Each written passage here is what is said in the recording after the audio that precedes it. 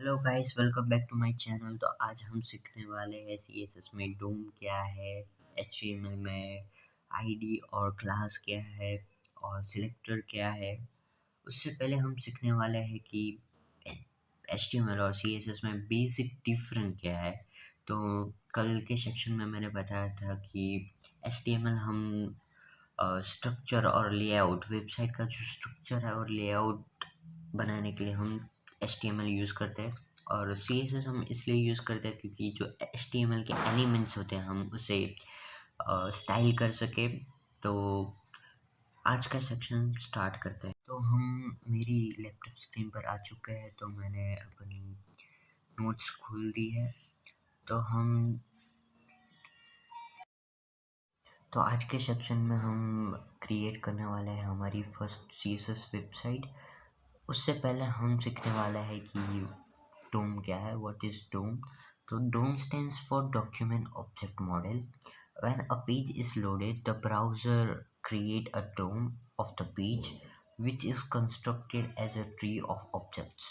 इसका मतलब है कि जब हम HTML कोड लिखते हैं, मतलब एक स्ट्रक्चर बनाते हैं वेबसाइट का, तब हम बॉडी के अंदर एक टैग्स होता है। बॉडी के अंदर बहुत सारे टैग्स होते हैं। फॉर एग्जांपल बॉडी के अंदर div टैग है, div के अंदर एक और div है, उस div के अंदर भी एक और div है। तो हम ऐसे स्ट्रक्चर को हम कहते हैं डोम, सिंपली लैंग्वेज में। उसके बाद हम सीखने वाले हैं HTML ID and class attributes. When an HTML element is given an ID, it serves as a unique identifier for that element. हम इसे एग्जाम्पल के थ्रू समझने वाले हैं। हम VS कोड में आ चुके हैं, तो हम समझने वाले हैं कि HTML ID का मतलब क्या है। तो हम सिंपली बॉयलर कोड जनरेट करने वाले हैं।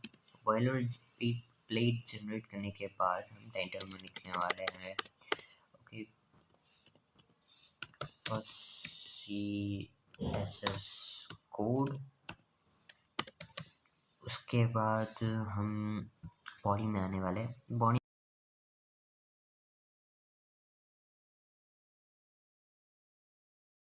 हम बॉडी में div टैग लिखने वाले हैं।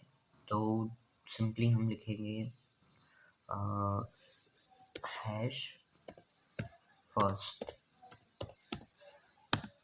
तो हमारा ये div id is equal to first create हो गया एमिट की मदद से। हमने div id is equal to first create कर दिया एमिट की मदद से, बट उसके बाद हम एक और div टैग लिखने वाले हैं हैश सेकेंड ओके। तो बेसिकली आईडी का मतलब ये है कि हम जो टैग div टैग है हम उसे यूनिकली आइडेंटिफाई कर सके हमारे HTML कोड में। तो जैसे कि हम स्कूल में हमको रोल नंबर दिया गया था, तो सबका रोल नंबर सेम नहीं होता, अलग अलग होता है। मेरा 41 था, तो अगर मेरा 41 है तो किसी और का 41 नहीं हो सकता। बेसिक मतलब इसका यही है। उसके बाद हम आ चुके हैं मेरी नोट्स में, और क्लास क्या है। तो on other hand, when an HTML element is given a class, it now belongs to that class. More than one element can belong to a single class, but every element must have a unique ID if assigned. तो class का मतलब क्या है, तो हम फिर से हम VS कोड में आ जाने वाले और एग्जाम्पल के थ्रू हम इसे समझने वाले हैं। तो h1 डॉट रीड, ठीक है। मैंने h1 में के सिंपली हेडिंग होती है, उसका हमने h1 कहते हैं, वो बोल्ड लीटर्स में लिख के आता है। तो मैंने h1 को क्लास दी रीड। तो सिंपली हमने h1 को क्लास दी है और क्लास का नाम है रेड, और उसके बाद हम और एक h1 टैग यूज़ करने वाले हैं। तो h1 dot red pg blue, और हमने ये क्लास बनाई है। Okay, h1 class red bg blue, तो ये हमारा एक और क्लास का नाम है। सिंपली क्लास का नाम जो होता है रेड, मैंने यहाँ रेड दिया है, तो हम दूसरी बार टैग करते हैं, h1 टैग लेते हैं, और उस क्लास का नाम हम रेड नहीं रख सकते। अब नोट्स में आ चुके हैं, तो we can add multiple classes to an element like this. div id is equal to first class c1 c2 c3. Okay, ये मैंने समझा दिया है। हम multiple classes follow by space. Okay, there are 3 ways to add css to html.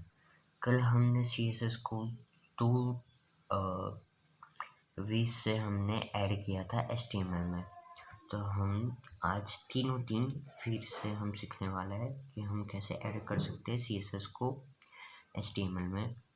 Okay, first है style tag, adding style to html। इसके बाद inline css, adding css using style attribute. External css, adding a style sheet to html using link tag. तो हम simply VS code में आ जाने वाले, तो हम VS कोड में आ चुके हैं।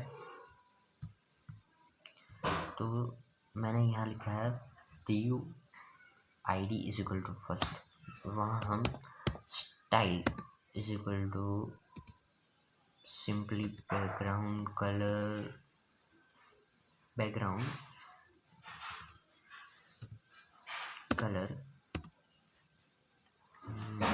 एक्वा रखते हैं हम, ठीक है।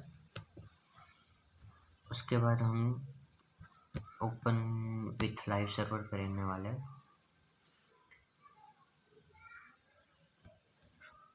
ओके, हाँ, यहाँ कुछ बताया नहीं क्योंकि हमने div के अंदर कोई कंटेंट नहीं लिखा, तो हम सिंपली div के अंदर कंटेंट लिखने वाले lorem